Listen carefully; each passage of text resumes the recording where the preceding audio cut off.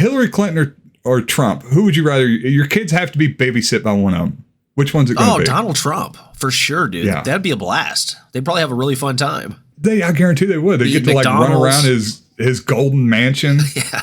And here's the thing. He didn't care about him. He didn't care about children. He's just going to hire some Mexican to come and babysit him for an hour or two. And then he's going to have sex with an Eastern European model and whine about how the election was stolen.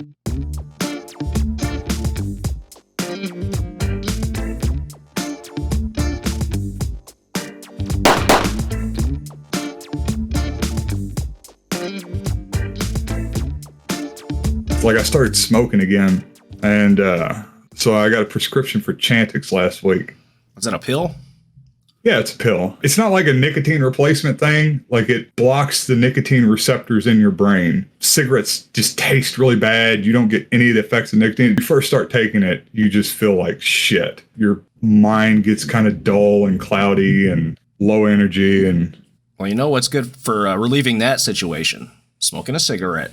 That's the thing, though. You smoke a cigarette and you don't get the relief from that. Huh. You don't feel anything. It tastes horrible. You don't feel the nicotine at all. That's how smoking is anyway. No, it's a big difference. Like 5 days ago, I've got a pack of cigarettes right here. Like I don't even want to smoke them because they taste fucking awful. I do. Five days ago, if I smoked, like you feel it. You know, even if you're a smoker, you still feel it. And now I'm just like, this tastes horrible. Why am I doing this? Doesn't make any sense. And I'm still sitting here doing it. There's better alternatives, man. I'm telling you guys that the nicotine lozenges are awesome. If I could afford to use them all the time, I'd be on them still. Light one up to get going here. What happened? I thought you were quitting. What with the Chantix and the whole story? What happened? Well, that whole thing I said was just complete bullshit. No, you do. You quit, but like the way it works is you just keep smoking. That's the great thing about it. You don't have to quit smoking to quit smoking. No, you keep smoking like you would normally, but like as you keep taking it, you just smoke less and less. Like I've done this probably 4 times before, and it'll make you quit. You know, obviously like staying quit is up to you. But yeah, you just like keep smoking like normal, and then like a week goes by and you don't realize it, but like you cut your smoking in half, and then after like 3-4 weeks, a month or something, somewhere around there, you'll be like the way it would get with me is at the very end, I would only smoke after I'd eaten. And then like that last 2 cigarettes, 3 cigarettes a day, that's when you just like, you set them down. You're like, okay, I'm done with it. But you don't even realize you just smoke fewer and fewer each day until, you know, you're kind of down to nothing and you just jump from there. Smoking was never my big addiction. It was always dip. I still crave it. Like I said, my girlfriend's an EMT. She tells me about, I guess like those communities, like the first responders, you know, firefighters and cops and EMTs, like everybody loves dipping. And just like all these guys riding around in the back of ambulances just with their little spit cups and just constantly all day. It's awesome. I guess we should get the show started here. Well, let me just knock this out. I got to vent for a minute. Okay. You know, this past week, the American people have really kind of suffered an unprecedented betrayal, and I'm really having a difficult time with it personally. Let me get this article up real quick. There's so much betrayal all the time. It really is hard to... You know, we've suffered through a pandemic, a tumultuous heightening of political tensions and economic strain. It's so much affecting so many of us. In 2021, a figure came to us offering a solution for what ailed this country, a remedy to the many problems we as Americans are subjected to and subject ourselves to. A promise was made to us, and many people like myself felt a glimmer of hope for a better future. And we did our part. When he asked for our help, we were there, giving him money when we could and sharing his message through social media so that we could mobilize as a people. Everyone that could have potentially been on board was on board. Now, frankly, this past week, I was shocked to hear the news of, really betrayal is the only way to put it. A betrayal of the singular promise from which this person gained our trust. Shit, I've got the wrong article up. Hang on a second. Okay. There we go. Liver King. Now, I've been out here eating bloody deer kidneys and sunning my asshole for weeks trying to get jacked. Look,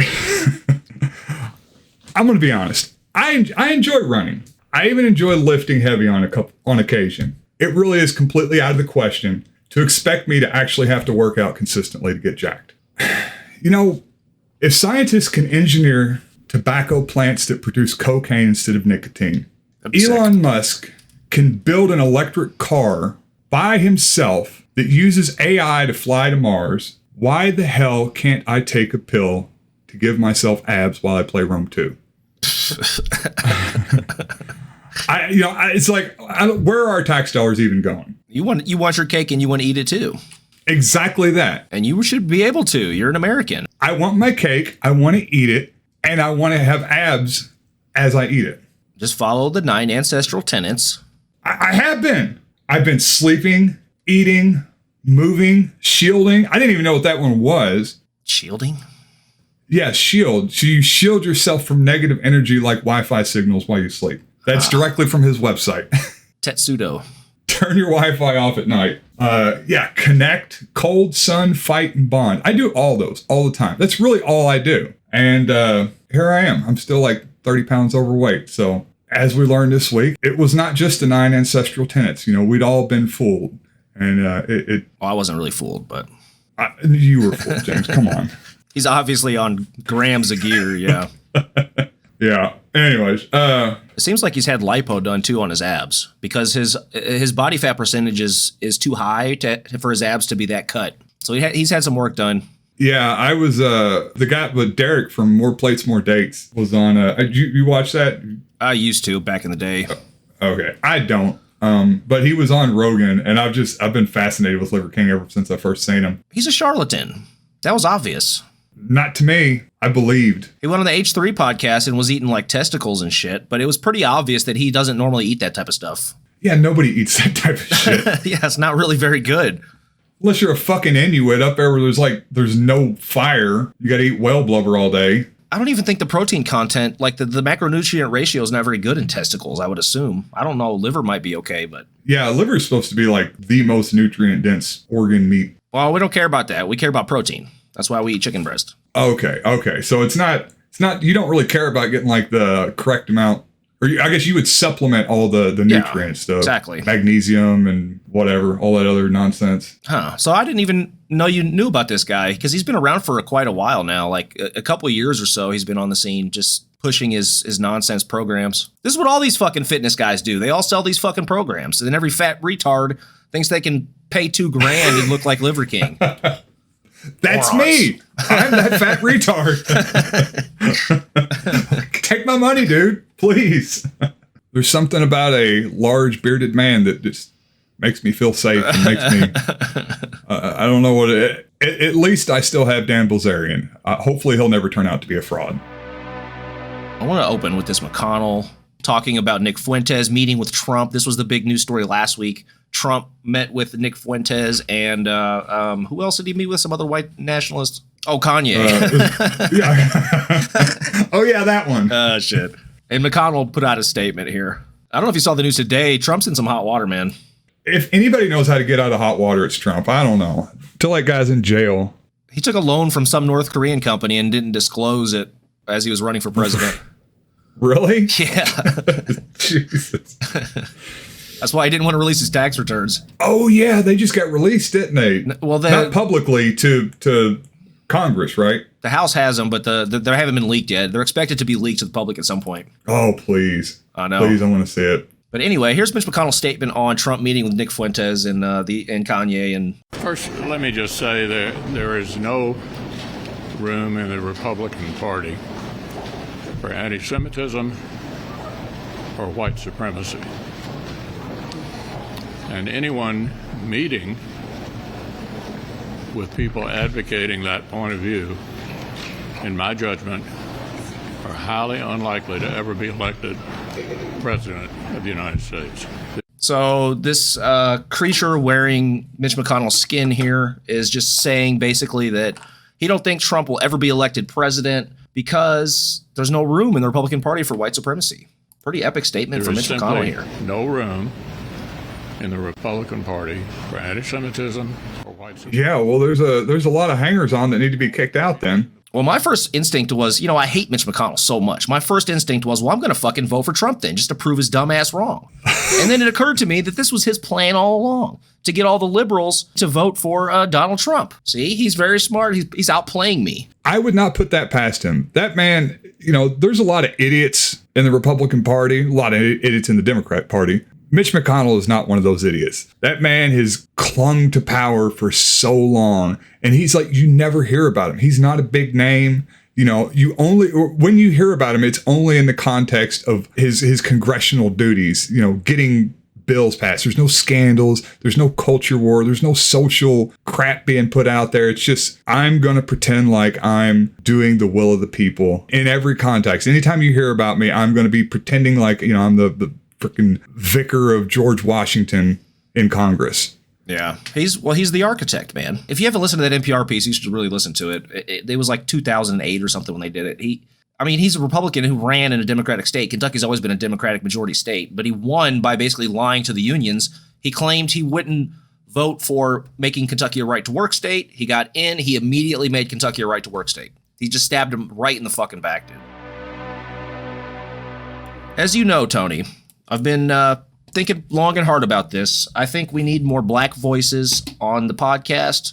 Sort of correlating with that, I am a big proponent of documentaries. I think if you're going to sit on your ass and watch shit, first of all, you should be on the treadmill watching shit. But if you're going to sit on your ass and watch shit, watch something educational, watch a documentary. In that line of thinking, I decided to feature this awesome documentary done by a black voice. Give some diversity to the show here. Because I don't think we've featured a black filmmaker yet in our documentary series. I don't believe. Elon is African. We've talked about him several times. Either way, we still need more representation. I don't think Elon has ever fucked a black chick. He has probably had a black chick inseminated with his sperm. And shot into fucking space. Yeah. Inseminate her and put her in the cryo chamber. All right. Did you happen to watch this? What we're talking about here is The Greatest Lie Ever Sold. This is Candace Owens' documentary that came out not too long ago. Featured on the Daily Wire's streaming channel, which apparently they have. No, I have not watched it. I have seen some clips from it, though. Okay. This is pretty awesome. She's an epic filmmaker, man. She's really up there, with like... Kubrick. Scorsese, yeah. Michael Moore. Hey, his Bowling for Columbine was awesome. So was Fahrenheit 9/11. Yeah, they were both great.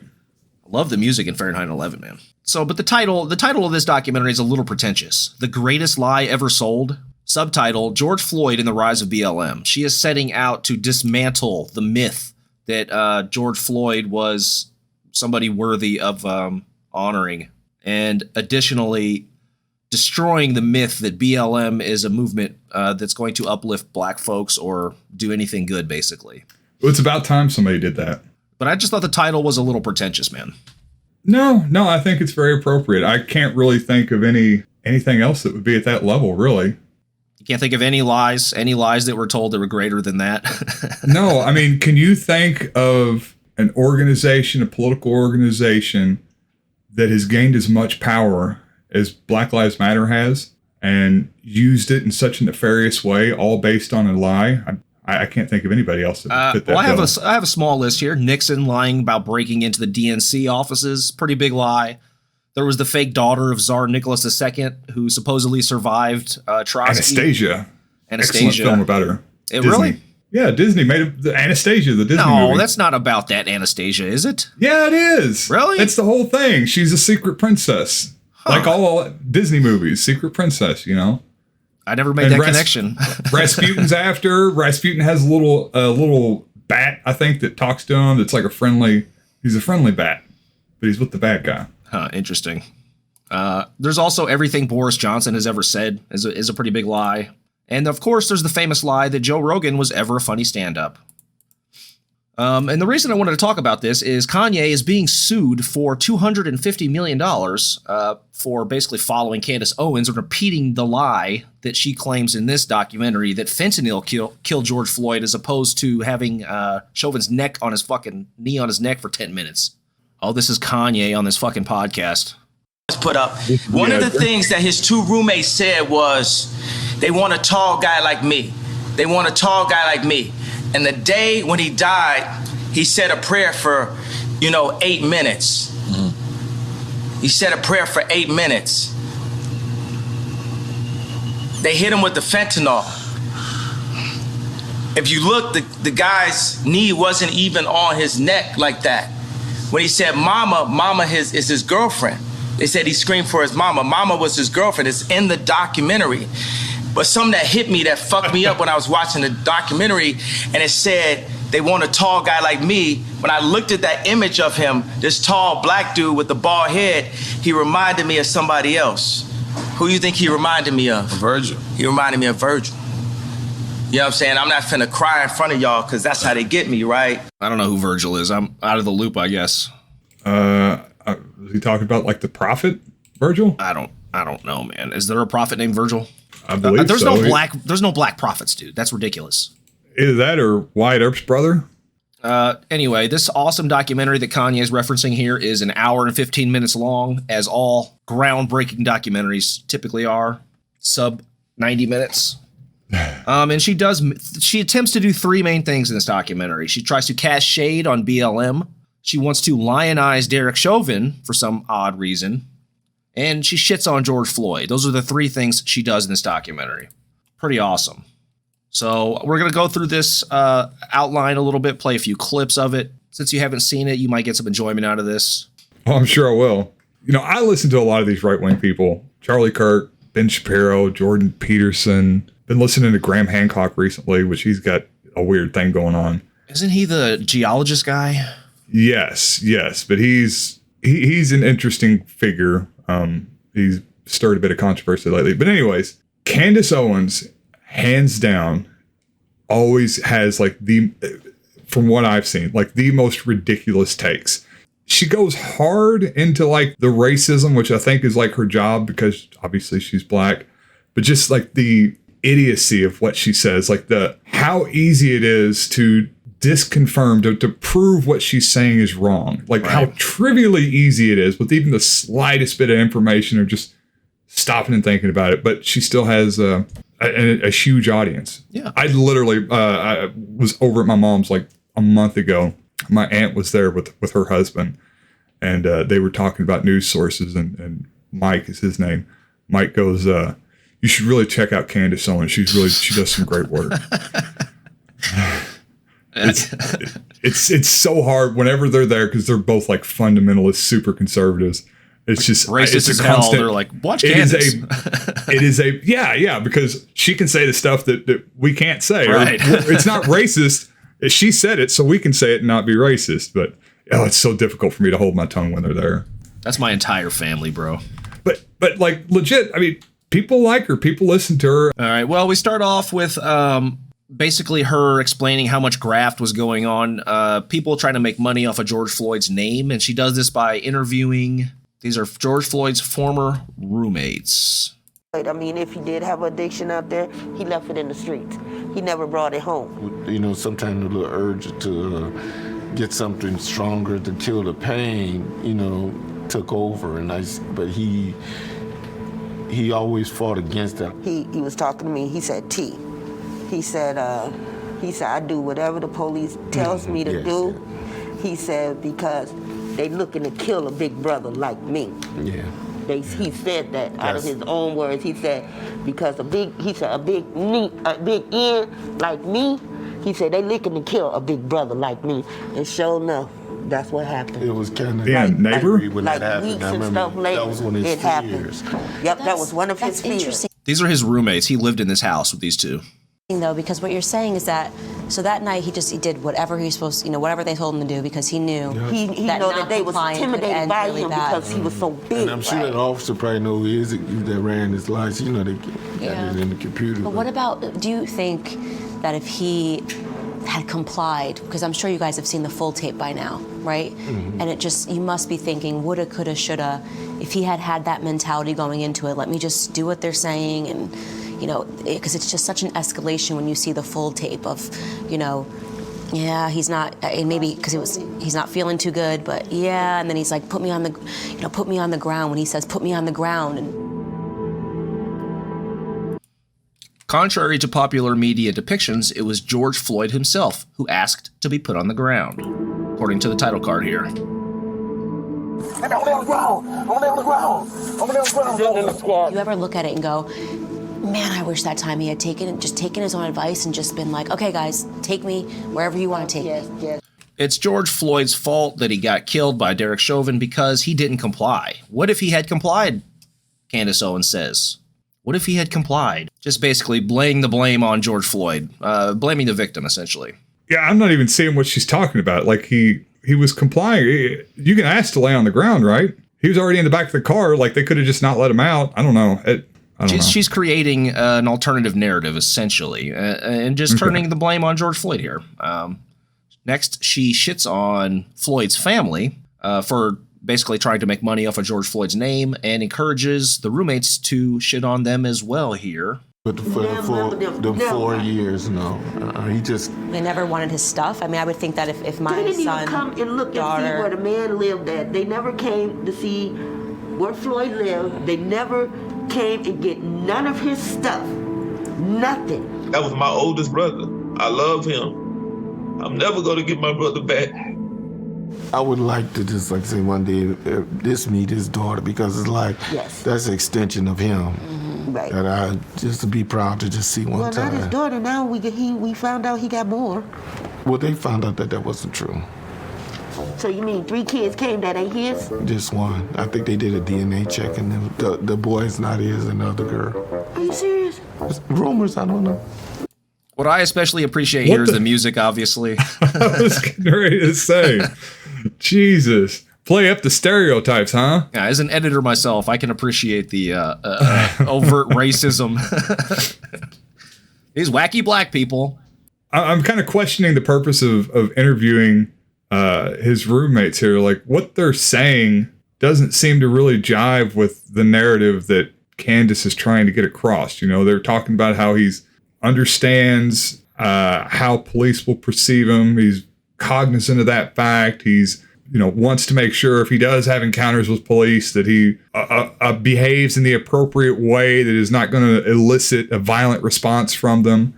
Candace is somehow weaving this into he wasn't complying when people that know him say that, like, well, he would have, because he's aware of how police tend to interact with, big scary black guys like himself. Well, she's implanting that narrative in people's heads who are watching this documentary. They hear her say, well, he should have complied, and they're assuming that he didn't comply. I mean, people watching fucking Candace Owens documentaries probably don't have a lot of interactions with the police.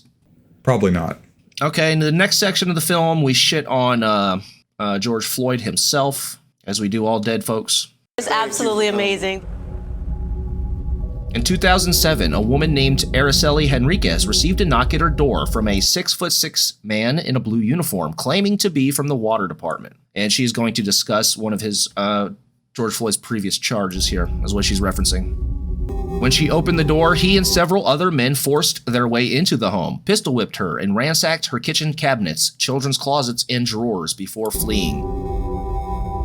The 6'6" man in the blue uniform was later identified as George Floyd, but by Henriquez's 7-year-old son, who was present throughout the attack. She mentions twice in these title cards here that he's 6'6". Very scary. You imagine how absolutely traumatized that child was. And then you think to yourself, just a few years later, and you will have children that are wearing his shirt, referring to him as a hero, as some sort of savior, right? Is anybody referring to him That's as a wrong. savior? I don't think there's wearing... Maybe they are. They're definitely wearing the shirts. I've seen, when I went to the Breonna Taylor protest, there was people wearing the George Floyd shirts. She is the absolute queen of straw manning. Like, this is what the people are thinking. And I'm just going to completely make up. Yeah, people are looking at him as this hero, as this idol. He's basically MLK, and we're mad that the police killed such a good person. That's not it. That's not it at all. No, not remotely. Doesn't matter. First of all, he measured 6'4" when they did this autopsy. He wasn't 6'6". Also, she blatantly lies here. He didn't pistol whip the lady. He held a gun to her stomach as they robbed the place. And he served 4 years on that robbery. After he was released, he did a bunch of volunteer work, community work, working with like ex-felons and shit and kids in the community. He tried to like change his ways. He was always on that path to try and change his ways for the better after that charge. And even if he wasn't, it doesn't matter. It's not the police's job to be out there killing people because they think that they're dangerous. No. In the community, you know, and whether the police knew that he did that or not, and they probably did. They're at least aware of the charges when they pulled him over. You know, the problem isn't this is how they acted to this guy that we like. The problem is this is how they act, the police in general, to people. And occasionally they kill people. Whether that guy was a good guy or bad guy is completely irrelevant. Yep. It doesn't matter. It's you know, I'm sure that there's some starry-eyed college kids that joined the BLM movement. I know that there are that would join the BLM movement, and they want to, you know, lionize the figures and make them out to be these, you know, kind of these heroic martyrs. Sometimes they are. In this case, he's not. You know, he's just some fucking dude, some poor guy that got into a bunch of trouble. Might have been a shithead. Definitely used drugs. Doesn't matter. They're arguing against a point that no one is making. It's completely irrelevant. You know, this is a red herring. We'll take you down the line of how mean of a person he was. Therefore, you feel less sympathy towards his death when, you know, it's... Well, all that's true, and you're right about all that, but also it's even worse because two things. One, he wasn't that bad. He wasn't some gangbanger. He was a fucking one dude who had one charge one time, and she lies about the fucking charge. Where does she get this info that he pistol whipped this fucking poor lady? He was never a violent guy. He doesn't have any violence in his record. She's reading off the paper, I guess, is plausible deniability, like, oh, my producer fucked up this fact or whatever, right? This is what they do, man. Well, I don't know. Well, I mean, holding a gun towards somebody, like, that would be violent. What was the charge? He held the pistol to her stomach. The charge was robbery, aggravated robbery because he had a pistol. Okay. I would consider that a violent crime. Okay, fair enough. It's a little different than pistol whipping a lady or even holding a gun to her head. I guess there were multiple men that went in there. Maybe one of the guys, maybe it was one of the other guys pistol whipped her. Either way, completely irrelevant to I didn't read the entire police report, but I read the details that were outlined in the article about it. There was nothing about a pistol whipping going on. Yeah, it does not surprise me at all that Candace just completely made this up. Like I said, her audience is not remotely interested in checking and determining whether or not Candace has her facts straight. You know, she's saying what they want to hear, and that's all they care about, because they can go to work and sit in the break room and talk about, you know, how he went in and he 6'6" black guy, 6'10", raped both of her kids. You know, whatever. Candace next explains how Mama meant his girlfriend. Remember how he was saying, Mama, he was mentioning his girlfriend, not his mother. He was calling for her because she had his fentanyl. Mama, give me some more fentanyl while the cops got the... Yeah. He was calling for Candace Owens in the future to not fucking ruin his good name in the documentary. Of course, this fact has nothing to do with anything. This was mentioned earlier in the documentary as well. It has nothing to do with anything. It doesn't matter who the fuck he was calling for as he was being murdered. Next, I will play a clip and we'll discuss... Nobody knew who Derek Chauvin was.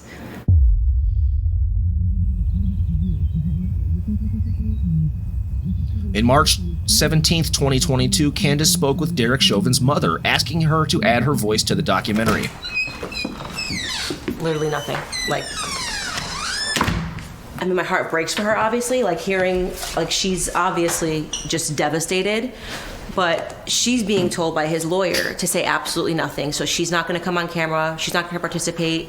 He's not going to come on camera or participate because they have a pending appeal. And my frustration and what I expressed to her is I'm just like, so your strategy for the appeal is the same thing that your strategy was during the entire trial. Silence. Allow the media to tell the story. I said to her, I said, this might be the only opportunity that you guys have, right? You've already lost in the court of public opinion. So how is it going to hurt you? He's lost, right? How is it going to hurt you to allow his voice to be heard and to tell the story from his side? Because they're not appealing in the court of public opinion. They're appealing in the court. My favorite part of Bowling for Columbine was Michael Moore talking shit about the people who refused to do interviews with him. Yeah. Like, this is fucking groundbreaking shit here. Yeah, we don't normally get a glimpse behind the scenes here of the filmmaker bitching that they couldn't get the interview they wanted. Yeah, was this... I guess you said this is a pretty short documentary. I'm assuming she just needed to pad the runtime a little bit. I guess so. This is the airing of grievances part of the documentary. And of course, how could it hurt Derek Chauvin's case when he's facing life for a civil rights murder to take an interview with let his mother take an interview with Candace Owens? Like, come on, obviously. Yeah. The next section, Candace attempts to lionize career cop Derek Chauvin. Let's see how she does. And it's a lot of false narratives because we have they had the two black cops in we front heard earlier to let you know that they're not racist. 23 hours. What you don't know is the photo was much larger. They cropped to that section. A day in solitary confinement. Do you ever think about his mental state? Every day. Sorry, who's this? Derek. This is one of the officers who worked with Derek Chauvin. Okay. There's two of them that she interviews for this documentary. You don't wish that on anybody. Here's the other one. There's an incredible amount of stress in the job alone. More or less, if somebody dies in your custody, that's about the worst thing that you can go through as a person and a police officer. Or being killed by the cops. That's pretty bad, too. Yeah, seems like, what about George Floyd's, mental state? We don't care about that? What about the mental state of all the other people walking around in fear of the police because they know that this is the type of shit that they do? In addition to that, are we supposed to feel bad for inmates now? Are the people watching this documentary going to feel bad for all the other fucking inmates in there? Well, or just Derek Chauvin? Those are criminals. See, they're inmates because they did something bad. They're not like us, if you know what I mean. Us cops. The what struck me in this section of the film where she tries to make Derek Chauvin seem like a victim was that none of the people she interviews here even mention that Derek Chauvin was a nice guy. They describe him as quiet and quirky, but nobody even says he's nice or was helpful or friendly. They don't say anything positive about him, I guess. He was just not a good guy, it seems like. This is the best people she could get, I assume. She should have made some stuff up about him, about how he do the last wish for the children. He once jumped over a 3-story building to save a puppy from a fire. Yeah, that's a good point. Why didn't she just make up some lie about him? Yeah, just go balls to the wall. He was essentially a Christ-like figure. I mean, that's what basically we're trying to get across. Yeah, there was going to be a third plane hit the towers, but Derek Chauvin stopped it. And that's when they approached him. Stay in the car. Let me see your other hand. I'm sorry. Dr. Ron Martinelli, forensic criminologist and certified medical investigator and police practices expert. Let me just preface this. I have no dog in the fight here, all right? We classically get a lot of officer-involved shootings and in-custody deaths, but we take them from all sides. So my advocacy is for facts and evidence, not for people or entities. So if the officers are doing what they're supposed to be doing as they were trained to do it, I'm going to tell you. If they're not, I'm also going to tell you that. So she interviews this guy next. He is a forensic cop specialist. His job is to basically get the cops out of trouble when they fuck up. But he doesn't have a dog in the fight, James. Oh, well. This cop doesn't have a dog in the fight. Hang on. Oh, here we go. What's his lapel pin? Can you see that? Thin blue line. Computer enhance. I don't have a dog in the fight with my fucking thin blue line lapel pin. Jesus Christ. I didn't even notice that. That's funny. Let me see if I can get his title here. Forensic criminologist, certified medical investigator, Dr. Ron Martinelli. He's a fucking pig. Yeah, he's a cop. I thought he testified in the trial as well in defense of Chauvin. I could be wrong. Maybe I'm making that up, but it seems like I remember him from the trial. I don't imagine him being on this documentary if he testified against Chauvin. Or not against him, in defense of him. That's what I'm saying. If he testified against him, he wouldn't be on here. Here's another title card. In the widely circulated video taken by a bystander, the camera angle suggests Derek Chauvin kneeled on George Floyd's neck the whole time. Lying ass camera angle. I know, man. Widely circulated. Chief, that they put on 10 pounds and made it look like he killed a dude. Frazier's camera. It appears that Officer Chauvin's knee is on the neck of Mr. Floyd. Yes. He's just kneeling, praying. Would you agree that from the perspective Dear Lord, let me do this job to the best of my ability. Goddamn Instagram knee on the neck filters. Officer King's body camera, it appears that Officer Chauvin's knee was more on Mr. Floyd's shoulder blade. Yes. They had to have the jury believe that it was a neck restraint, it was the knee on the neck, it was asphyxiation that killed George Floyd. However, in this one there was isolated scene that we evidence clipped out, that it appears George like he Floyd maybe wasn't on his neck. consumed a toxic, lethal cocktail of fentanyl and methamphetamine. Did it appear that Mr. Floyd said, "I ate too many drugs"? Yes, it did. Let's put it in perspective. 3 grains of fentanyl on the head of a lead pencil, enough to kill you, enough to kill me. Jeez, that's toxic, terrible stuff, man. Yeah, for sure. And I'll tell you, as someone that has taken fentanyl before on more than one occasion, that level of lucidity and ambulatory ability is exactly what somebody on fentanyl looks like. Oh, yeah. Yeah, right. Every time I took it, I was talking at a normal speed. I was up, walking around, moving, not just like drooling with my head down on the couch. Yeah, you have to have literally zero fucking knowledge about. I mean, it's just fear This is the fentanyl fear mongering. I mean, it's even gotten worse now. They're thinking about like laws to make it more harshly punished than other opiates. Yeah, fentanyl's the new crack. Basically, yeah. And so they had to continuously inculcate the public to believe that Derek Chauvin intentionally, premeditatedly murdered George Floyd, and drugs had absolutely nothing to do with it. Hang on, that's not the argument that anybody's making either, is it? The toxicologist presented that awful that it was testimony. a premeditated murder? No one ever said that drugs played no role in his death. That's not what the medical examiner said. That's not what the toxicologist said. Nobody said that. That's not the claim. And they're also not claiming that it was a premeditated murder. Right. Well, yeah, you're right. That's also correct. It was not premeditated. Yeah, it was just a spur of the moment, like you see a black guy on the ground. I mean, yeah, you're hiking, you see a pretty flower. You don't go out to go smell a flower, but you bend down, you smell it because it's there and it's what you want to do. It's going to make your day better. It's the same thing with cops killing black people. Yeah. Hey, it's there. Yeah. When you do it so many times, just the muscle memory kicks in. You just kneel on the neck, After this, they show court footage where they say that, yes, drugs played some role, but the actual cause of death was the knee on the neck, not fentanyl. The film then goes on to say that because Floyd was saying, "I can't breathe," as they were arresting him, he was dying at that point of an overdose. You already mentioned that's not how overdoses work. That's not how fentanyl works.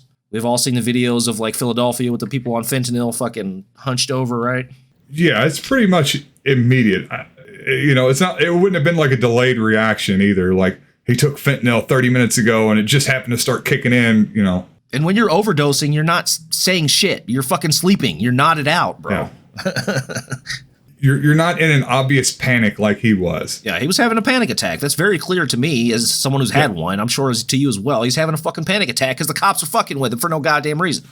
Well, not for no reason. But next, this criminologist guy, forensic, whatever the fuck he was, cop protector, talks about how Floyd had cardiomegaly, so he was at increased risk of a heart attack. So I just wanted to point out here for the audience, just in case you weren't sure about this, it is illegal to murder someone who has cardiomegaly.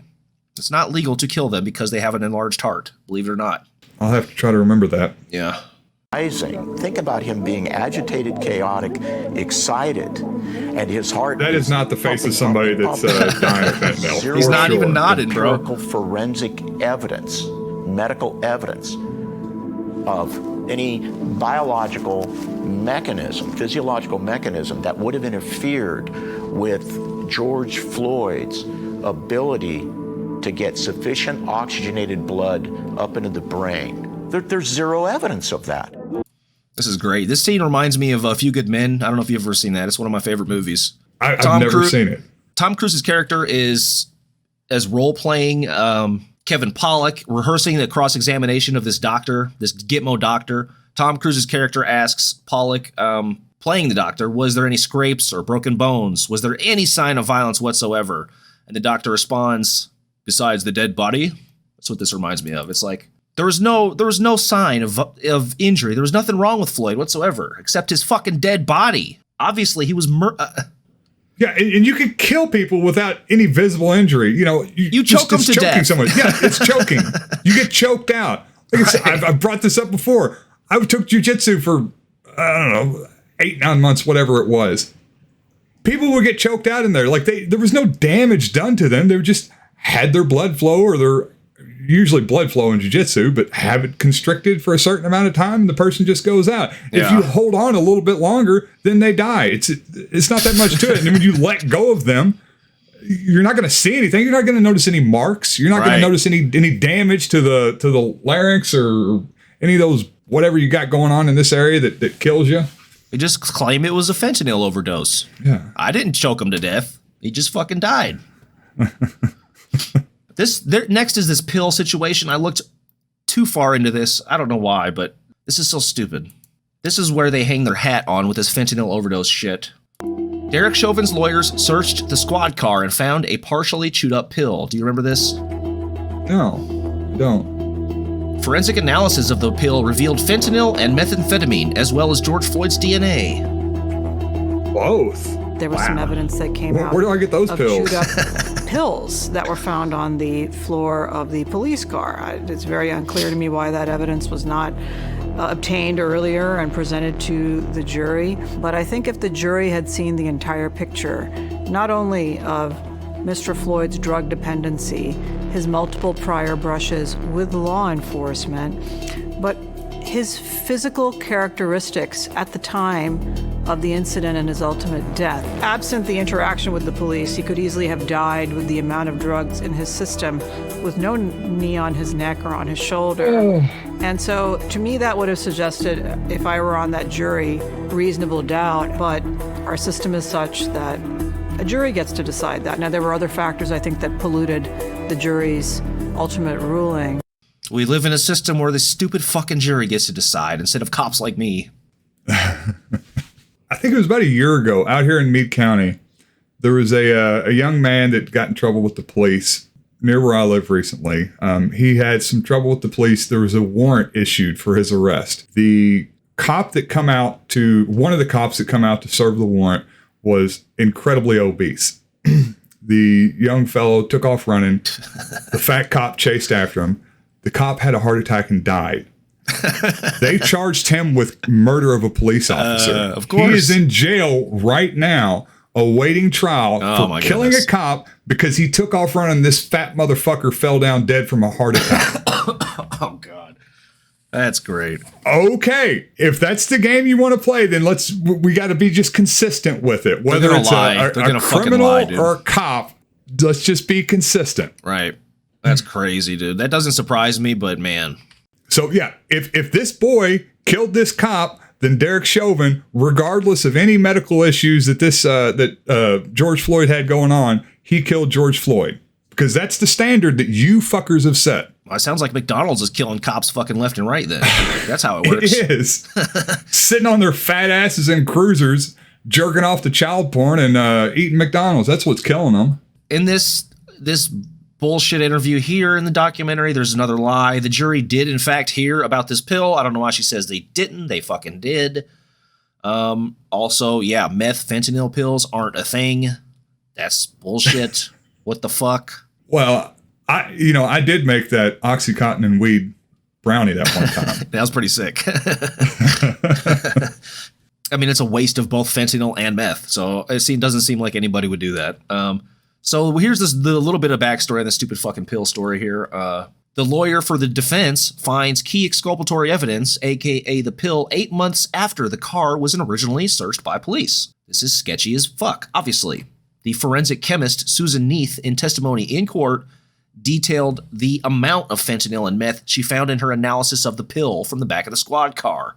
This is quote from a Daily Mail article on this exact story. Quote, she put the levels of fentanyl at less than 1% the amount she said she would expect to find in street fentanyl, but put the levels of methamphetamine at between 1 and 2.9%, which she said was much lower in her experience than that found in street drugs, which she would expect to come in at 80 or 90%. So basically they just detected these drugs from his fucking saliva, essentially, on the pill.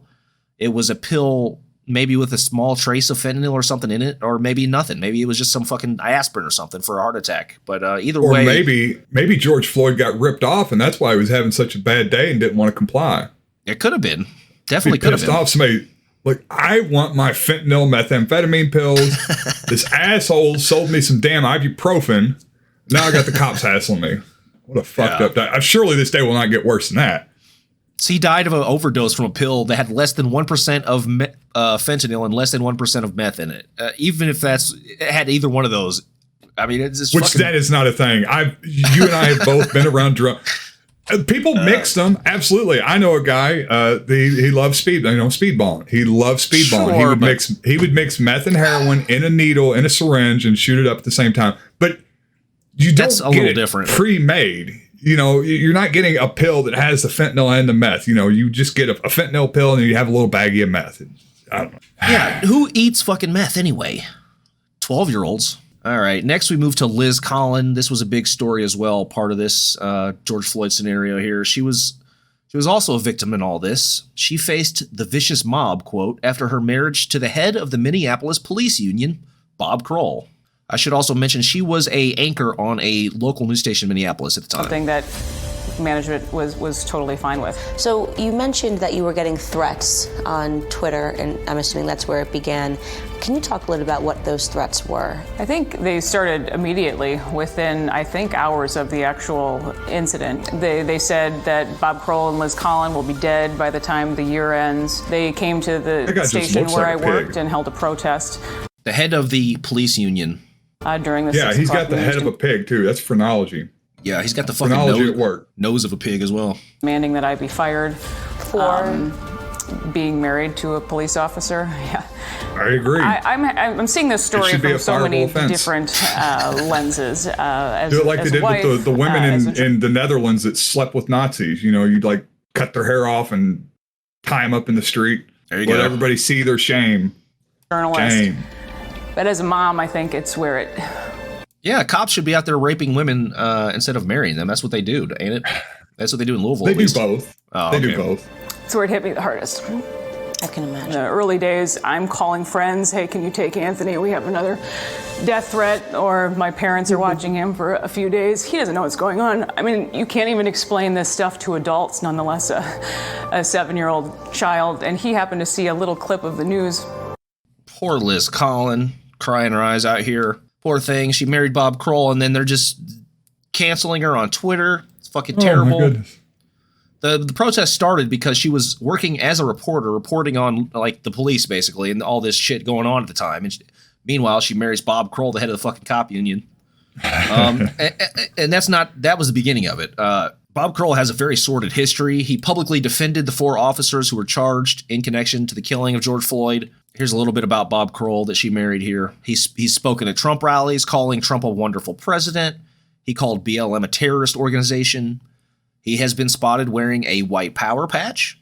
The city banned the cops from wearing their uniforms to Trump rallies, so Bob Kroll had made and sold Cops for Trump shirts on behalf of the police union. He is an avid follower of cop training guru Dave Grossman. After the mayor of Minneapolis banned killology training, Bob Kroll vowed to continue the training practice for free to any officers who were interested. And why do these guys always fit the bill so perfectly? Like, there's no. You remember Dave Grossman, right? Oh, I do. Yeah, he's the enemy, militarize the police. Criminals are the other. That guy, right? Shoot first, ask questions later. Yeah. Shoot to kill. Killology.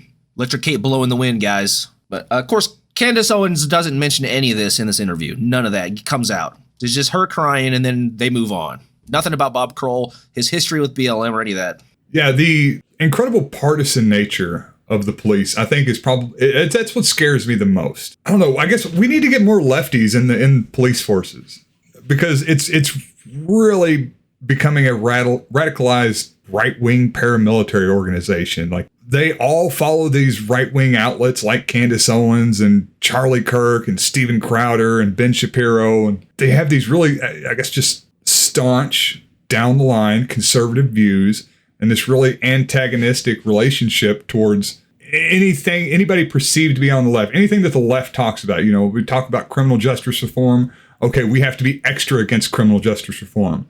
We can't just be against criminal justice reform. We have to completely other anyone that commits a crime out there. Right. They're a separate people altogether. They're dangerous. They're a threat to the society that we're here to protect. You know, it's our duty to keep these people's the long tendrils of the lefty and the poor person living in the hood or living out in the country. It's our job to keep them from infecting this our good 1950s America. Well, you got people like fucking Dave Grossman and Bob Kroll spreading this propaganda that cops are these fucking heroes. They can do no wrong. They're nothing but a positive force in the community. And any misdeeds that goes on inside the force gets fucking swept under the rug and they protect each other. It's like a fucking locker room culture, but way worse.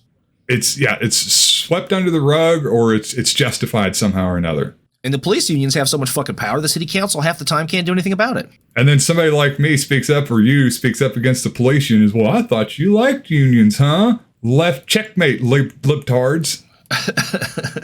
Did not make sense. This isn't okay. So this was a Black Lives Matter organized protest. 100 people were there, and we were out of town.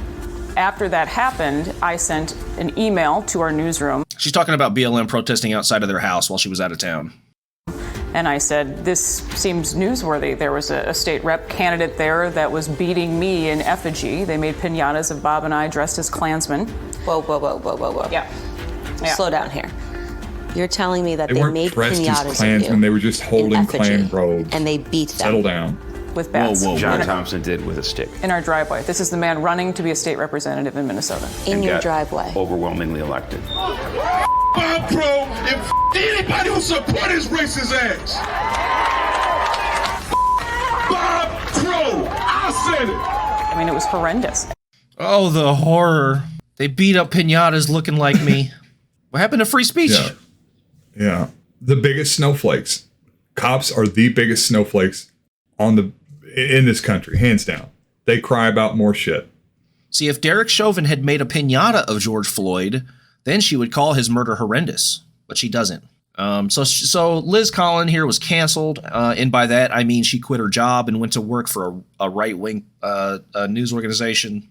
This next segment is about how horrible this rich boutique store owner in LA who had one of his stores looted was treated by celebrities on Twitter and Instagram. Very hard-hitting segment here in her fucking documentary. This guy Kitson Ross goes online, starts talking shit to people who supported BLM after one of his stores was looted. Yes, she was running low on material for her documentary here. You thought was out of the ordinary. Chrissy Teigen had posted on her Instagram, you know, I'll help the protesters get out of jail. Chrissy Teigen. Chrissy Teigen tweeting here, in celebration of whatever the fuck MAGA night is, I am committed to donating $100,000 to the bailouts of protesters across the country. Damn, girl. I like Chrissy all of a sudden. Then she said, well, let me up it to another 100,000. Now, when you have approximately 30 million followers at the time, you can start a movement and people say, oh, well, she's going to bail me out and everything. And then, you know, you've got celebrities like Jennifer Garner giving 4 hearts to that post. Well, they all live in gated communities and it's not their stuff being destroyed. And you had just been looted. Yeah, I went online and posted an Instagram of the store being looted and I tagged, thanks, Chrissy. She wrote under this post, well, like anyone's really shopped there for 10 years. That's pretty good. Got him. Fuck that guy. He's a rich asshole. Who cares? Yeah, no shit. I don't know why this is in the documentary, but it's very pointless. It's just people talking about other people tweeting shit. Like, Derek Chauvin was a really nice guy, and George Floyd was an animal that did drugs. Also, we don't like Chrissy Teigen. Okay. Nobody's standing up for the fucking rich shop owners in LA. All right. After the death of Floyd, there was this autonomous zone, as Candace Owens calls it, ominously. We're going to talk a little bit about that for a sec. Basically an anarchist commune, right? Essentially here. Yeah, it looked just like 1820s Paris. Oh. Yeah. So we are now entering a state where really anything goes, right? Really sort of anything goes, right? Well, I think anything goes here. We've seen death. We've seen a man shot right in front of us. We've seen a woman who was pregnant shot right in front of us. And right here, we had a huge bus, like a school bus, and it was a clinic. It was a medical clinic, and the number one thing they were treating during the time of the riots was gunshot wounds right here. As I'm looking around, there's so many empty shops on the block, things that are boarded up. How does that make you feel to see that? Is there ever going to be life again on this street? Life, also known as people buying shit they don't need at fucking shops. She tries to make this autonomous zone sound scary. She doesn't really succeed. Basically, protesters just occupied this intersection where he was killed and blocked traffic for like a year or so.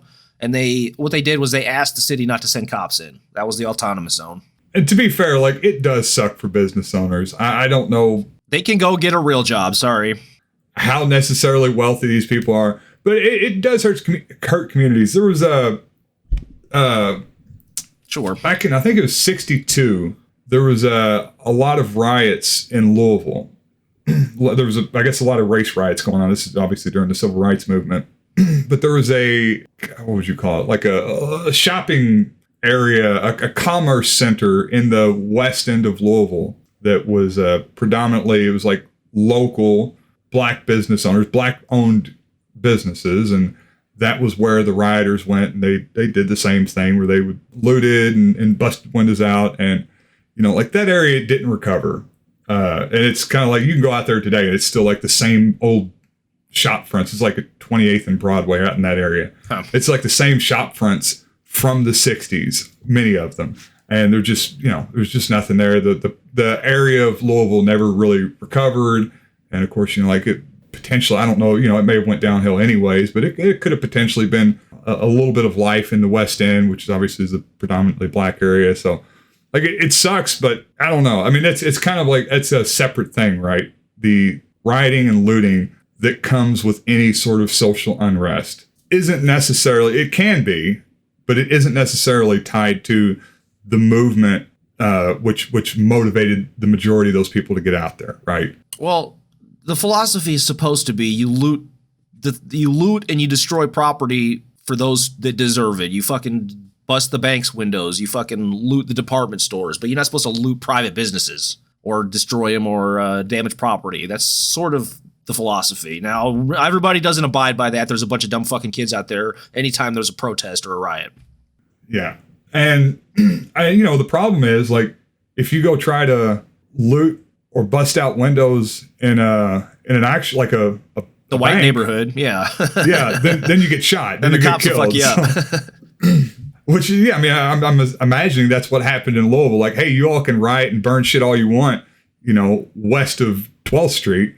But you come any farther east, and that's when the long arm of the law gets cracked down on your skull. The long knee of the law gets brought down on your neck. Also, like, it was the same thing during the who was that fat kid who fucking murdered that guy, those two people? Like, is this a national thing? Or is this somebody we know? No, it's not somebody we know. It's a national. Okay. Rittenhouse. During the Rittenhouse thing, we were arguing with somebody about, all these fucking protesters damaged these the car dealerships. That's what Rittenhouse was there defending, one of the dealerships. Yeah. It's just hard to feel sorry for somebody who owns fucking 4 properties in the city. Sorry, go get a fucking real job. That's what they tell me to do. Go get a real job. Fuck you. Go work at fucking McDonald's, bro. Suck my dick. Fuck off. I want to talk shit on the internet once a week. I don't want to have a real job. So the next section is where Candace uncovers the horrible truth about BLM. Namely, they are a political organization that funds Democratic candidates. She then harassed some random BLM organizers and discusses a couple of instances of BLM nepotism, the same ones that were circulating on right-wing media.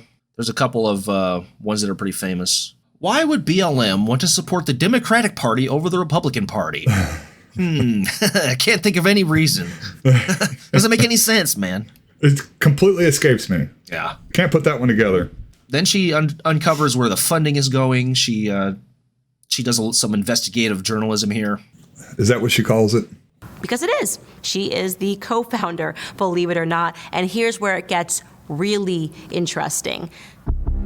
Janiyah Khan is... Scary music. You know it's going to be good. Gender non-conforming. These terms can be quite sensitive, so let me just use photos to illustrate my point. Janiyah used to look like this, and now she looks like this. Now, that information would be entirely irrelevant if it wasn't for the way that Patrisse Cullors saw it fit to spend the rest of Black Lives Matter's money. Ready for some BLM pride? Well, according to their IRS form, for the audio listeners, they're just random clips of trans people for no reason. $200,000 went to the Transgender Justice Funding Project. Another $200,000 went to the Transgender United Fund. Another $200,000 went to the Transgendered Law Center. Another $200,000 went to Black Transgendered Media. Another $200,000 It looks like social justice organizations support other social justice organizations. Justice Project. Another $200K went to the Transgendered District. By the way, if you're wondering what that is, sucking up to the big it's purportedly transgender going to be the all industry. Transgender District, and I guess that. Are you scared yet? Very. They're funding the trans. It's also important to point out that there is a difference between a political organization that forms in the wake of a movement and the movement itself. So there's Black Lives Matter, the movement, which was people upset about police treatment towards the black community. And then, like, in the wake of that, you have these different organizations that pop up. And of course, they're political fundraising organizations. And they're going to take the name of whatever the movement is and do political shit. And of course, they're political operatives that run these sorts of things. And a lot of the times they end up doing trashy shit because they're trashy people that are just co-opting a movement. But that doesn't have anything. Yeah, it doesn't have anything. Like, I know there's apparently some trashy shit that went on with the BLM, like the organization that formed afterwards. Right. But that is completely separate from and has nothing to do with what the people were out there marching for in the first place, in the immediate aftermath of this, the string of killings, police killings that happened during that time period. They're saying all the protesters all across the country aren't members of BLM, the soliciting political organization? I think so. I don't want to stake too much on it, but I imagine that all of the people out protesting are not having dinner with Joe Biden to enact their trans agenda. I also do want to mention, like, the murder rate is highest among black trans folks. Black trans people have, like, the highest they just kind of murder them. The founder of that organization is a transgendered individual by the name of Darren. Oh, wait, is this? Oh, yeah, this is great. Empowering, or TAKE, as it's known for short. The founder of that organization is a transgendered individual by the name of Darrenecia Duncan Boyd. Darrenecia is also the executive director of the Transgendered United Fund, which I mentioned earlier, which secured $200,000. So a total $600,000 of BLM money went to a transgendered woman named Darrenecia Boyd, who is operating two charities. I found that piece to be very interesting. Very interesting indeed. Anybody named Darrenecia is very suspect. So what you're saying is that Darrenecia was producing these fentanyl methamphetamine pills. Yes. To put out there in the black community so that one of these people would inevitably be killed in their drug-induced mania, she would be able to profit for her transgender agenda. Very interesting, Candace. You got me interested now. And you said Mitch McConnell was the architect. Right. Maybe it is. Maybe it's Darrenecia. I think so. I think we've learned a thing or two. During the 2020 and 2021 tax year. If you continue to look through BLM IRS docs, you'll notice that they gave millions of dollars to various Black Lives Matter organizations throughout America, or at least at first glance, it appears that they did. A closer look, you'll see that they actually dispersed that funding to organizations that were in care of Black Lives Matter. This means that actually another organization is accepting the donation on behalf of BLM. Wait, so I decided Christ to investigate United that Methodist further, Church? and I noticed a really bizarre Why is that pattern. scary? A lot of those organizations train activists. Because it's not actually BLM, it's in care of BLM. That's why. Oh. They train the youth to become activists in their communities. One organization even goes as far as bragging on their website about their history of getting arrested, protesting, and they offer courses on various techniques like bird dogging. That's a technique that's used to confront politicians. So yeah, BLM is basically Al-Qaeda. They're training terrorists, essentially. Basically what they're doing, right? It seems so, yeah. Trans terrorists. Cultural terrorists, you might say. You could call this grassroots organizing, but you could also call it terrorism. That's what I choose to call it. And Candace does too. Bird dogging. That's when you protest outside of politicians' houses and annoy them. Terrorism, in other words. Heaven forbid they're annoyed. Good gracious. Reading from the title card of the next clip here. Only one of the organizations to which BLM publicly donated answered Candace's call, because she called some of these people on the BLM tax return. For legal reasons, we are not identifying the organization. So this is the sting. She sets up a sting operation here, James O'Keefe style. They're projecting Warnock won Georgia, it looks like. Damn it. I wanted to see what Herschel, just the fun show that he would be putting on. I know. I want him in there just to like see him speak in front of the Senate. Not the House, a senator. Can you imagine? He is, having listened to him, like he is the stereotype of what Rush Limbaugh made black people out to be. Right. Like this big, strong, athletic guy with a bunch of kids all over the place. And John Coffey. He can't, yeah. From yeah, Green Mile. Exactly. Oh, that's so good. Anyways, back to Candace here. So this is the sting operation. Candace Owens calls all the organizations supposedly, and only one answered her phone call. She probably called them on like Sunday morning or something. Who knows? This is the actual call. It's not a dramatization. I am the co-coordinator of development and communications. It's the boots on the ground place, the place where the seeds are sown for the movement to continue to grow. How are you guys involved actively, not just in, we want to know how you are actually active? Yes, we are trainers, we are healers, we are artists, we are creators, but most importantly, we are on the I'd be doing the same thing. Come on, Jesus Christ. This is great. Obviously, we were, like I said, we gave millions and millions of dollars after the horrific killing of George Floyd. If we give your organization it's killing Candace to say something like that the horrific killing, right?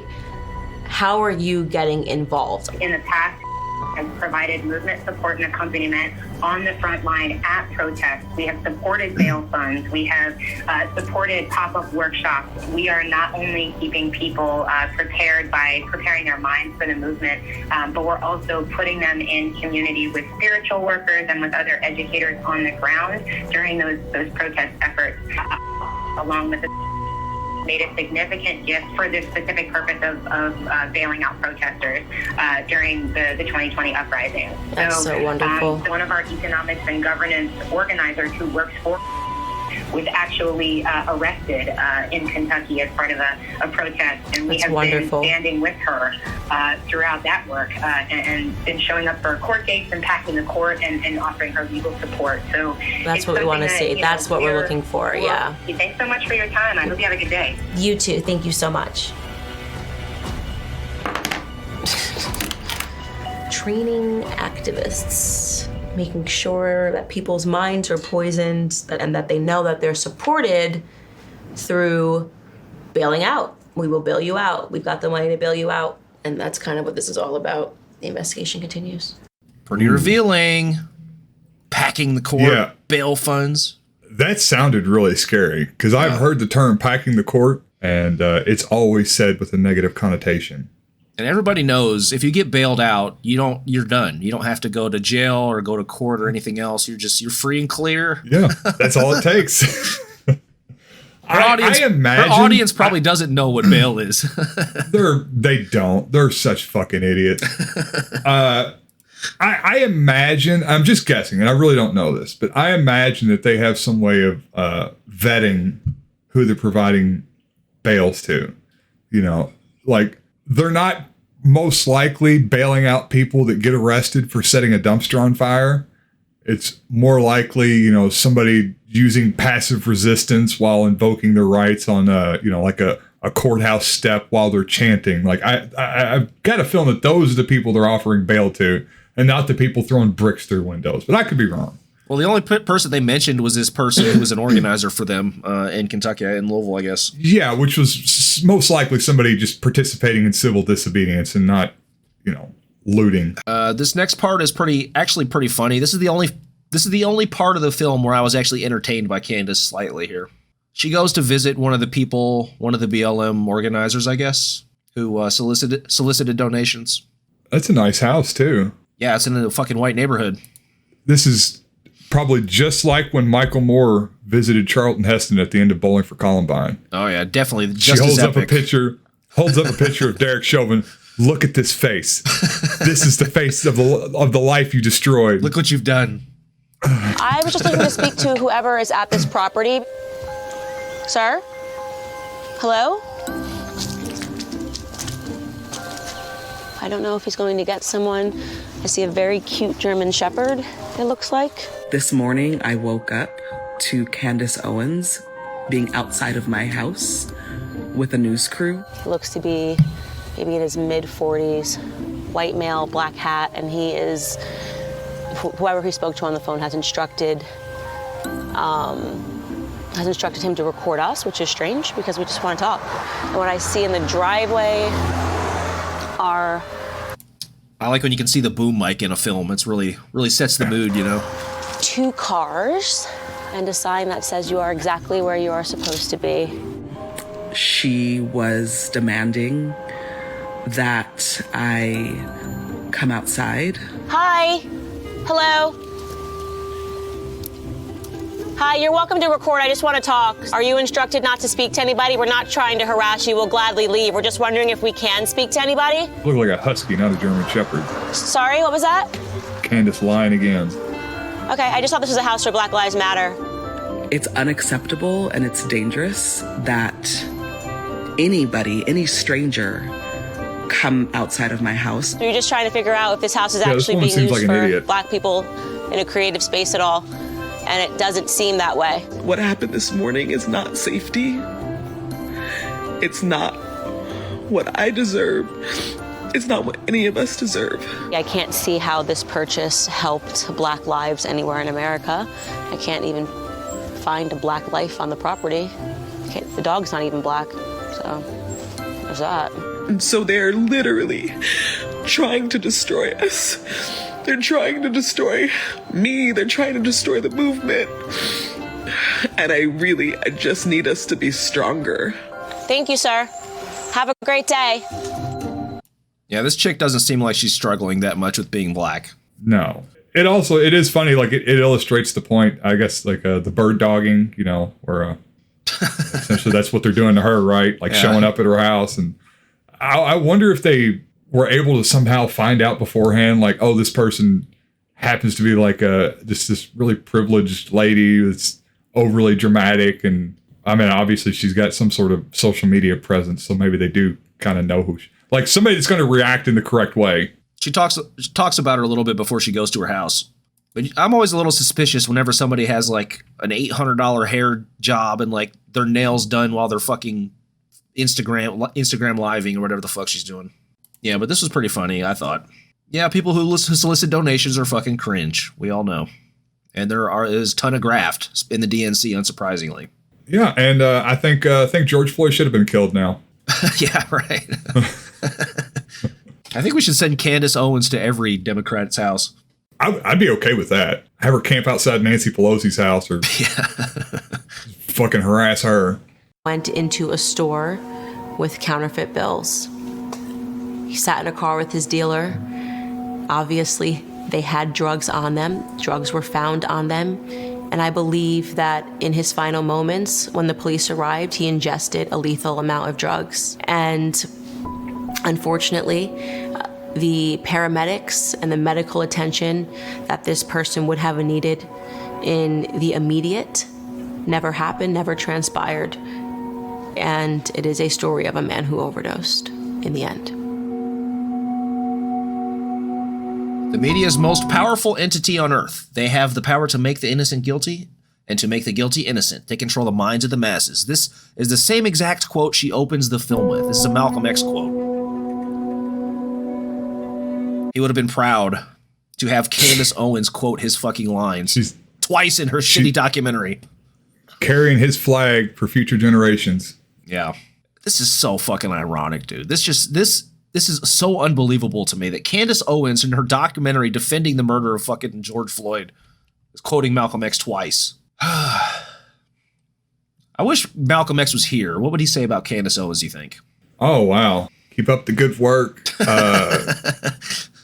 You know, I'm really proud of all the money you've been making off of this. He would not call her a class traitor or a race traitor whatsoever. No. Last clip. But to recognize that they were the enemy. And they're not going to stop being the enemy. People were deluded and people were lied to, and people should be angry. People should be rightfully angry that they acted the part of a marketing agency for what, in my opinion, is a complete fraud. A fraudulent organization that uses black emotion and black pain to extort dollars from white America. People should be angry that black people extorted money from white America. That's what she ends the film on after the Malcolm X quote. I'll tell you what, Candace. I will give you that the organization Black Lives Matter is a corrupt front to funnel money to the DNC. I will give you that Derek Chauvin was the nicest guy, petted every puppy, gave money to the Salvation Army. And I'll give you that George Floyd was a ne'er-do-well that sat around eating his speedball pills all day long. It doesn't change anything. It has no effect whatsoever on how things went down that day. Even if he had overdosed. People should be upset about it. He could have even overdosed. But doesn't matter.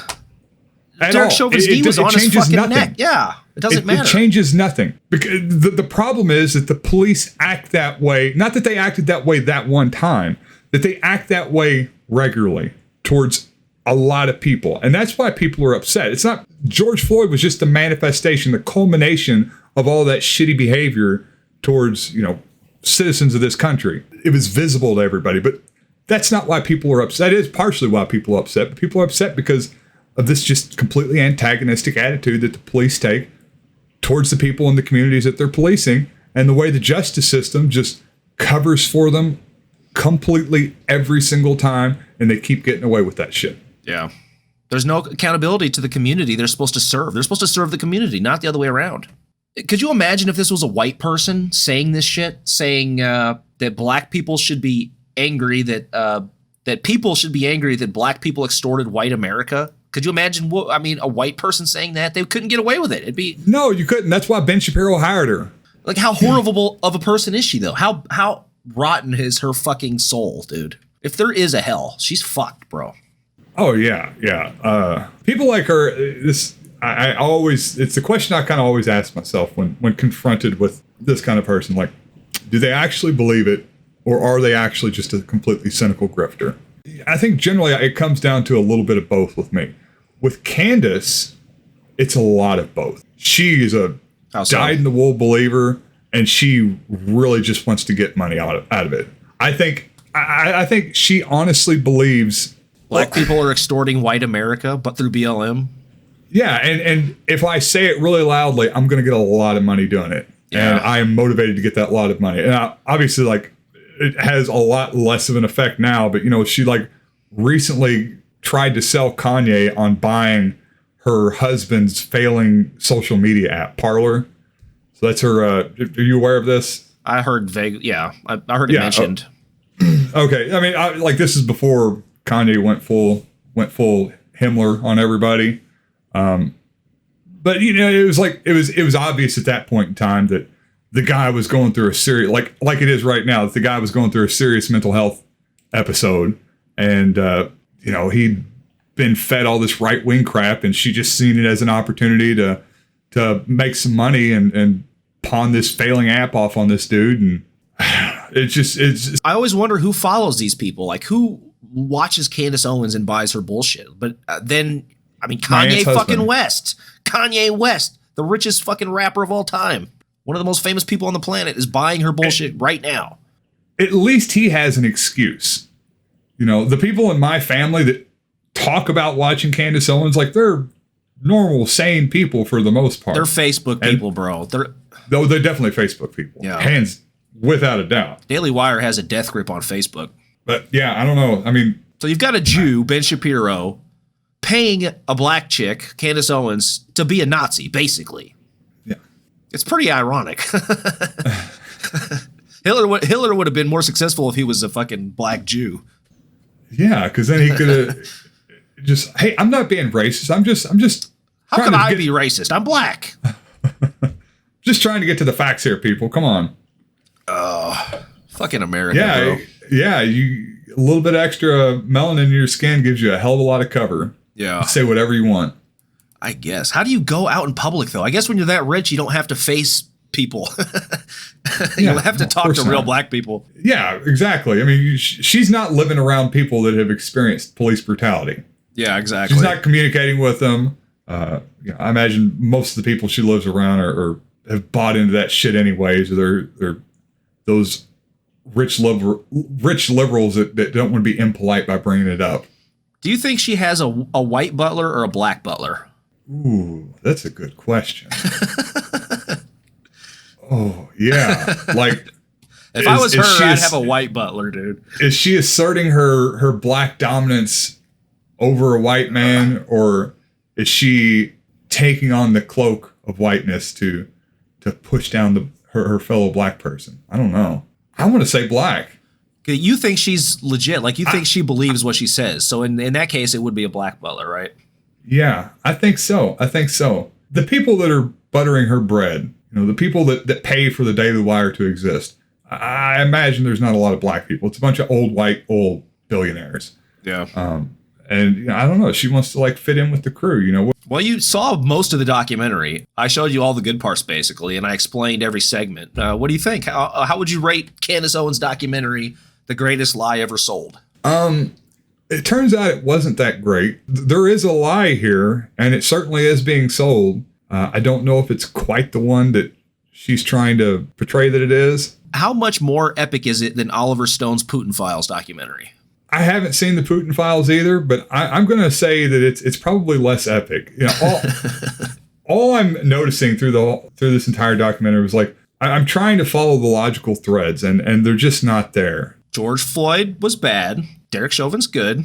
Yeah, you could grant her all that stuff. It doesn't matter. It doesn't change the fact of what people were out there protesting. George Floyd was a piece of shit. So what? It seems obvious to you, but my mother doesn't understand the difference between black guys protesting in downtown Louisville and the BLM organization. Yeah, and it's just like a fundamental disconnect between the conservative brain, the hardcore conservative brain, and everyone else's brain.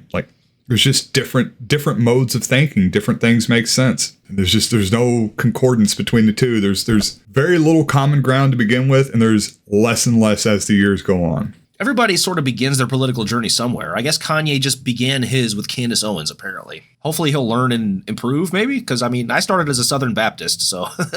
I think this is the end of his political journey. I think... He's a black Nazi. He's a Blotzy. Yeah, this is it is what it is right now. It's pretty epic. Where you go? That's hilarious. They block me out. The Jewish media block me out. This shit lit, right? I'm lit, right? I'm lit. I'm lit. My favorite part of this interview is where he's like, his knee wasn't even on his neck like that. What the fuck are you talking about, Kanye? Shut the fuck up, bro. He was Rolfing him, that Swedish deep tissue massage. You got to really, it's painful. You got to really get in there. Right. I've got a bit of a sweet tooth for the old chemicals. As don't we all? Oh yes, we certainly do. Be they derived from the amazing world of all the beautiful flora on this planet we inhabit. The Papaver somniferums, sure. Cannabis sativa and indica, Erythroxylum novogranensis. I don't know that one. Coca plant. Okay. Coca plant. I had to write it out phonetically so I'd be able to try to pronounce it correctly. God damn it. I do enjoy the fruits of the dextromethorphan tree myself. Or we have the multitudes of the interesting psilocybin-containing fungi. Sure. I've even had some on and off love affairs with the synthetics over the years. However, there's one source from which I haven't had the pleasure of experiencing its bountiful mind-altering chemicals, and that is screaming children. Do tell. Tell me more. Please. As your attorney, I advise you to take a hit out of the little brown bottle in my shaving kit. Adrenachrome? What a classic. God, it's so good. Yeah. Of course, the infamous adrenochrome scene. The most powerful psychoactive compound known to man. I don't know if you knew that or not. What is adrenochrome, supposedly? Adrenochrome, so the conspiracy goes, is a chemical produced in the brain, whether by the pineal gland or otherwise, as a fear response. This chemical can be harvested and used by another person to elicit an intense psychedelic high. The purported high produced by adrenochrome tends to be described as being similar to DMT. Now, I've heard Alex Jones describe it this way multiple times. Though most likely, I think he's just repeating what he heard Joe Rogan say when describing a DMT trip. Right. You know, you're blasted out of your body to another dimension where you come in contact with these otherworldly beings. Now, in the context of a DMT trip, those beings are often described as being good in nature, though they can be sometimes a little scary or harassing. Mischievous. Yeah, mischievous. The negatives are generally attributed to them trying to teach you something, though. So they're trying to be helpful, maybe sometimes in a mean way. With adrenochrome, the beings may appear to be good and helpful, but they are actually evil. All right.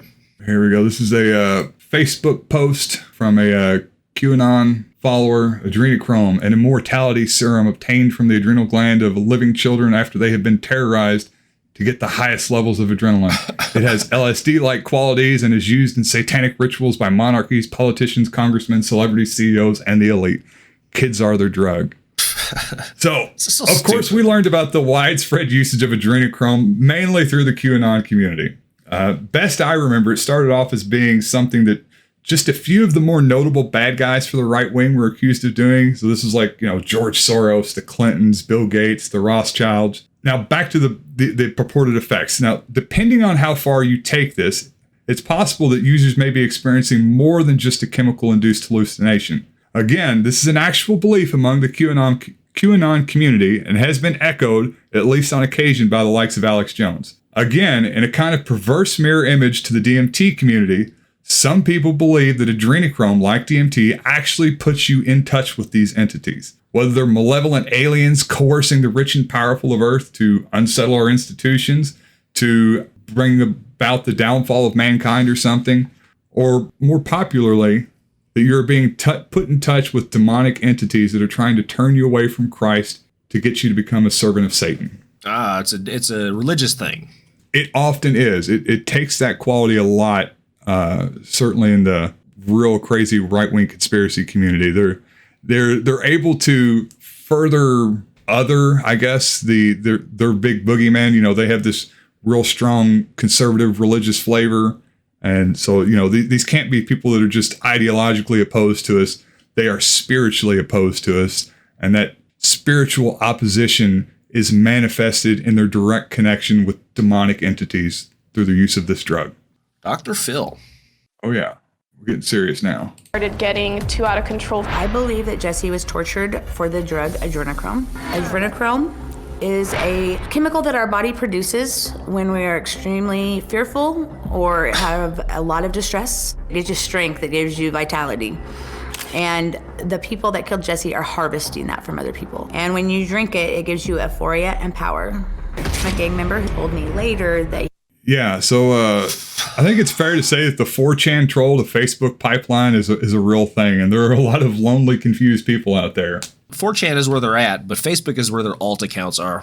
I don't know. I think this, as with many things, started as just a 4chan troll, and there's a bunch of really gullible normies and crazy great aunts on Facebook that heard about it and thought it was a real thing, and then just started spreading it, and it just kind of took on a life of its own. It doesn't even make sense, though. I mean, anybody with any biology 101 knowledge understands that adrenaline is not the adrenaline gland produces adrenaline, epinephrine. That's not adrenochrome. There's no psychedelics in there. Probably fuck you up if you take pure adrenaline. I mean, EpiPens, that's adrenaline. Yeah, okay. Is epinephrine adrenaline? Yeah, that's what they give you when you're having like an anaphylactic shock. They give you adrenaline. Yeah.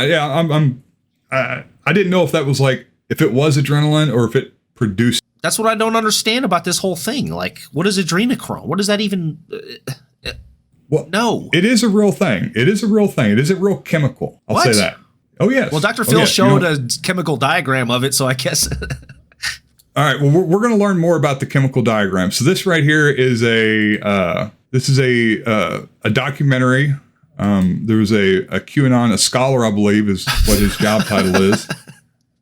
And he produced this documentary to show us, teach us a little bit about the chemical makeup and the brazenness of the users of adrenochrome and how they tell the world about their dark secrets and plant these images in everyday speech, maybe even beloved children's movies. And this is very low quality. This is as good as it would get, though.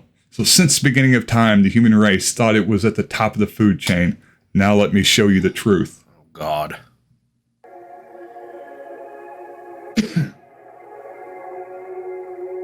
Enter the stars? In there because we need this. This is Monsters, Inc. Yes. All right, there's the adrenochrome molecule. Our city is counting on you to collect those children's They made screams. Monsters, Inc. Without scream, we have no put it out there for power. everybody to laugh. And look, it matches up perfectly with a soccer ball. Oh, wow. Now, hang on, James. You laugh now. Pay attention. Soccer ball under the little kid's bed. Oh, gosh. And there's these monsters that thrive on the screams of children. And these elites, this globalist cabal, was just brazen enough and so convinced that they could get away with this that they thought they'd make a children's movie about it so that they can normalize this to children. They can make the monsters more humanized so that when they come for their screams... Interesting. But that doesn't really make sense because they want them to scream, so you don't want them to be... I don't know. Maybe hadn't thought it out completely yet. Well, they do fill up the big jugs in Monsters, Inc. They fill up the big jugs with the screams. It's full of adrenochrome. Yeah, that's what it really is. Wow. So anyways, this is like a 2-hour documentary where he goes through Monsters, Inc. and finds all these little hidden messages. I could think of worse ways to spend a weekend, I guess. The movie Monsters, Inc. is essentially a documentary for what the Clinton organization and the Rothschilds have been doing for who knows how long. You know, it's about harvesting the fear of children. You know, it's the most sadistic, evil thing you could possibly imagine doing, really. You know, no sane, good, God-fearing, MAGA-supporting Christian would ever tolerate something as insidious as this. Well, I'm reading Clinton Cash right now. It seems mostly what Hillary and Bill are concerned with is harvesting cash from rich people.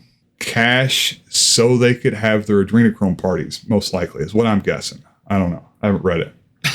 And additionally, I would like to say that as a drug nerd myself, I am extremely interested now that you've told me that this is a real compound. I want to get my hands on some. Well, I might have a link. Sick. We'll have to just wait and see. I do have children. All right. Well, that's always a source too, buddy. So of course, this entire claim being made also has some historical precedents. As with much of the crap coming out of the right wing in America today, we can find traces of these same claims being made by other right wingers from a different time in a different place. They've done this before. Oh, they have. They have. So I'm going to play something for you about something was going on in a different right wing resurgent movement. And you tell me if you can find the corollaries between what we've learned about what's going on with adrenochrome and who's doing it and what they were saying back at this time. Okay. There we go. Okay, it's ready. To explain and combat the most common anti-Semitic myths. Blood libel, the outrageous and dangerous myth that Jews murder non-Jews to use their blood for religious rituals, has fueled anti-Semitism and violence for centuries. In 1991, a Syrian delegate read charges of blood libel on the floor of the UN Human Rights Commission. The Syrian delegate claimed the book The Matzah of Zion by the Syrian defense minister proved Jews engaged in ritual murder. Anti-Semitic propaganda still spreads claims of Jews drinking blood and eating children. Nazi propagandists spurred fear of Jewish plans for mass murder Whoever made and that blood is rituals. genius. Blood libel accusations also incited the 1903 pogrom in Russia and 1946 pogrom in Poland. The myth emerged in the 12th century when Jews were accused of killing Christian children as a perverse reenactment of Jesus' crucifixion. The myth later took on a blood motif, that Jews were killing for Christian blood. This medieval myth was reinforced by the infamous 18... I like how the evil thing that's being done is always being done by like the weak group with no power whatsoever to the in power group. Well, they want to make themselves appear like they don't have power. Interesting. So I didn't know. I've heard of blood libel, but I didn't realize that's what it was. Basically, Jews murdering non-Jews and using their blood for some sort of rituals. Yeah. So I've got the Elders of Zion up here, and I just wanted to let everybody know. Are you wearing a yarmulke, sir? Jews are absolutely not doing this. It's important for people to know. Ladies and gentlemen, Tony is wearing a yarmulke secretly this entire episode. I'm definitely not. I'm not Jewish. I'm not working for Benjamin Netanyahu. That's exactly what a Jew would say. I am not on Ben Shapiro's payroll. Just want to be clear. Yeah. Anyways, it's the same thing. It's the exact same thing. This is the whole adrenochrome.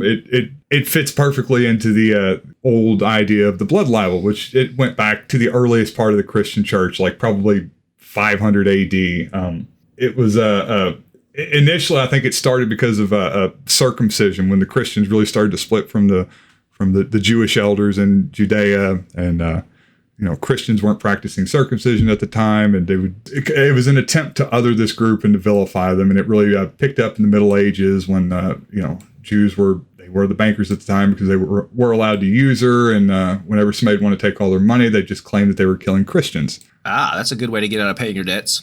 Incidentally, though, I remember when I first watched Fear and Loathing, aside from thinking that I obviously wanted to model my life after Raoul Duke. Of course.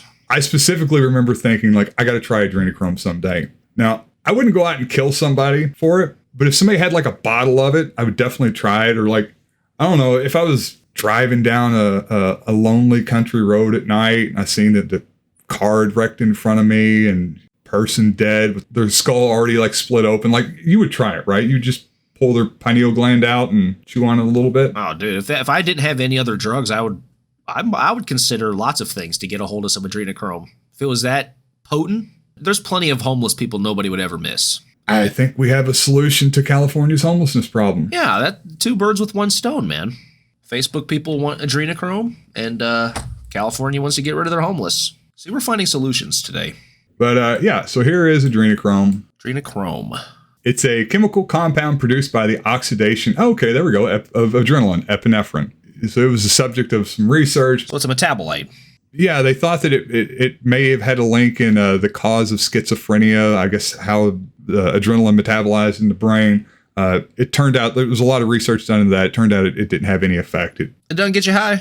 It does not get you high. Oh, fuck. It does not. But yeah, I think it first come to prominence in like popular culture and the counterculture from Aldous Huxley, who obviously wrote The Doors of Perception.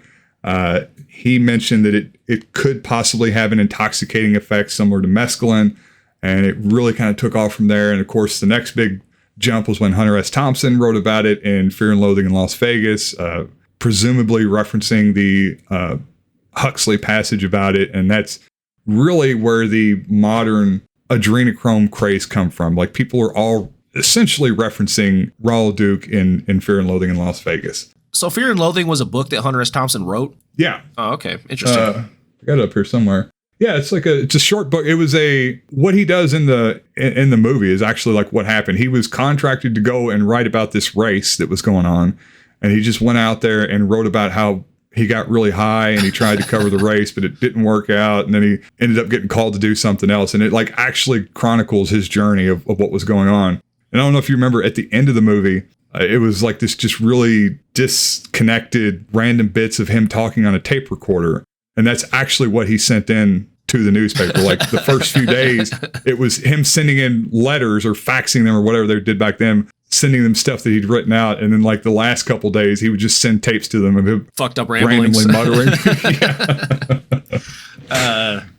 Goddamn hero. I'm glad you shed some light on the whole adrenochrome topic. Yeah. And since you were asking, you can actually buy it. This is meindia.net. Yeah, there's plenty of pharmacies overseas that will sell it to you, and it is very cheap too. It's like just a couple dollars a gram, and it does have medical uses. So let's see, what are the medical uses? They said it was dark crimson in pure form on the Wikipedia page. Okay, I guess this is it right here. Adrenochrome.